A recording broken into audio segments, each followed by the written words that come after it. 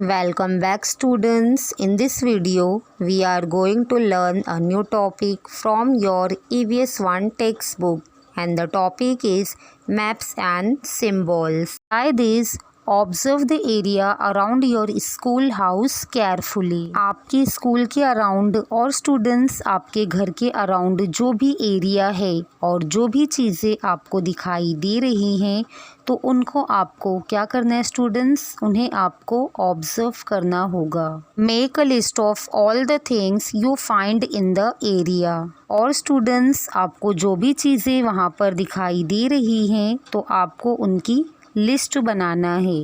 अब देखिए स्टूडेंट्स, यहाँ पर हमें पिक्चर पर क्या क्या दिखाई दे रहा है।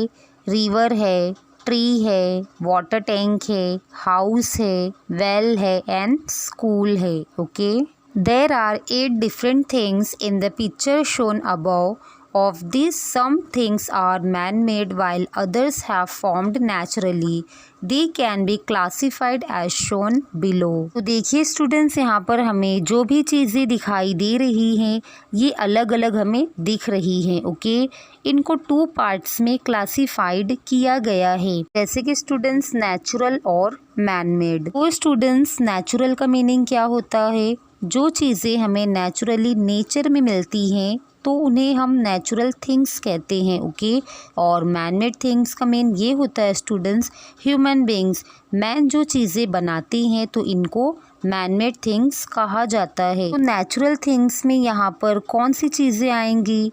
जैसे कि रिवर है, ट्रीज़ है, हिल है, ग्रास है, तो ये सब नेचुरल थिंग्स है। और मैन-मेड जो इंसान ने बनाई है, जैसे कि school, a water tower, a house, a road, तो ये सब मैन-मेड थिंग्स है। Okay, you have also made a list of the things seen in your area. Classify the items in your list into natural and man-made things. तो students, आपके area में जो भी चीज़ें आपको दिखाई दे रही है तो उन्हें भी आप नेचुरल और मैन-मेड थिंग्स में क्लासिफाइड कर सकते हो। Okay, always remember, man-made objects are made from natural resources. For example, we make chairs, tables, benches, etc. from the wood obtained from trees. तो स्टूडेंट्स, जो भी मैन-मेड चीज़ें हमें दिख रही हैं तो ये हम लोग कैसे बनाते हैं? नेचुरल रिसोर्सेज को यूज़ करके ही बनाते हैं। ओके, तो चेयर, टेबल्स ये क्या हैं? मैन-मेड थिंग्स हैं। ये हमें पता है, बट ये किससे बनते हैं? नेचुरल थिंग्स से। मीन्स चेयर, टेबल्स हम वुड से बनाते हैं और वुड हमें कहाँ से मिल रहा है? नेचुरली मिल रहा है। तो स्टूडेंट्स, जो भी मैन-मेड ऑब्जेक्ट्स होते हैं तो ये हम कहाँ से बनाते हैं? From natural resources. Can you tell? Study the sketch and do the following. Number 1. Draw the symbol used to represent a house. तो स्टूडेंट्स, हाउस को शो करने के लिए यहाँ पर कौन सा सिंबल यूज़ किया गया है हाउस के लिए? तो इस तरीके का सिंबल यूज़ किया गया है। Second question is, next to the symbol write the number of times it appears in the sketch. तो स्टूडेंट्स, हाउस के लिए ये जो सिंबल यूज़ किया गया है तो कितने टाइम्स यूज़ किया गया है स्केच में? तो इस सिंबल को 4 टाइम्स यूज़ किया गया है। Third question is, draw the symbol used to represent a tree. और ट्री के लिए स्टूडेंट्स यहाँ पर कौन सा सिंबल यूज़ किया गया है? तो इस तरीके का सिंबल यूज़ किया गया है। Fourth question is, next to the symbol write the number of trees seen in the sketch. तो स्टूडेंट्स, यहाँ पर आपको क्या करना होगा?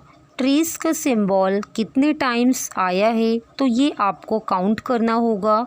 तो ट्रीज़ का जो सिंबल है तो ये कितने टाइम्स आया है यहाँ पर? 14 times. Okay, we made use of different symbols while making this sketch. तो स्टूडेंट्स, इस स्केच के लिए हम और भी अलग तरीके के सिंबल यूज़ कर सकते हैं। Okay, to convert a sketch into a map You need to show the directions and include an index, a title and a scale. तो देखिए स्टूडेंट्स, अगर आपको स्केच को मैप की तरह रिप्रेजेंट करना है या फिर इससे आपको मैप बनाना है तो पहले आपको क्या करना होगा, डायरेक्शंस दिखाने होंगे उनमें, ओके। उसके बाद इंडेक्स ऐड करनी होगी, उसको एक टाइटल देना होगा कि कैसा मैप है और किस तरीके का मैप है, उसका टाइटल देना होगा और उसके स्केल भी आपको डिसाइड करना होगा। Moving objects are not included on a map, for example people walking, moving vehicles etcetera. तो स्टूडेंट्स, जब हम मैप दिखाते हैं तो उसमें जो मूविंग चीज़ें हैं, चलने वाले लोग हैं, व्हीकल्स होते हैं, तो इनको हम नहीं दिखाते हैं मूविंग चीज़ों को। A winding road in an area is shown to take exactly the same turns on a map. That is how roads, rivers and railway lines are always shown on the map. तो students, आपको क्या करना है, आपके locality का अगर आप map बना रहे हो तो आपको जो रोड दिए गए हैं तो एग्जैक्टली उसी तरीके से, मीन्स अगर वेस्ट में टर्न हो रहा है तो मैप में भी आपको ऐसे ही दिखाना होगा, और अगर ईस्ट में टर्न हो रहा है तो उसका जो टर्न है वो जिस डायरेक्शन में हो रहा है तो मैप में भी स्टूडेंट्स आपको ऐसे ही दिखाना होगा, okay. A map of Anju's house and locality is given below. When you make a map of your locality, compare it with this map. Are there any components missing in your map? Add them. तो students, यहाँ पर अंजू के house की जो locality है तो उसका map बनाया गया है यहाँ पर, ओके।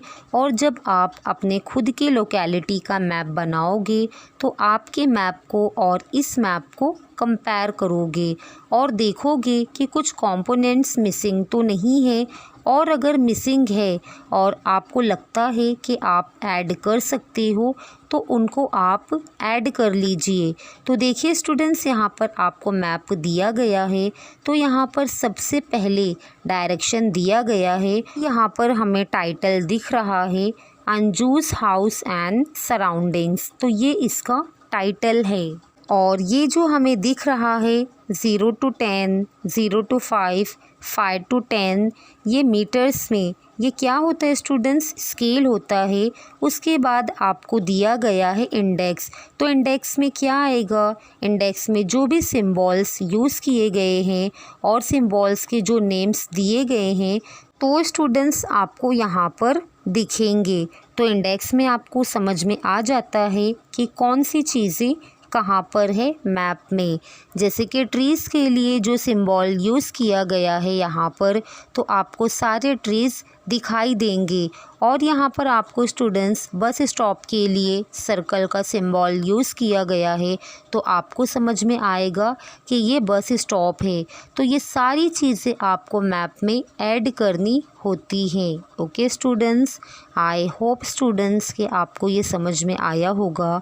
तो आप हमारे चैनल को सब्सक्राइब करें, लाइक करें और अपने दोस्तों के साथ शेयर करें। Good bye.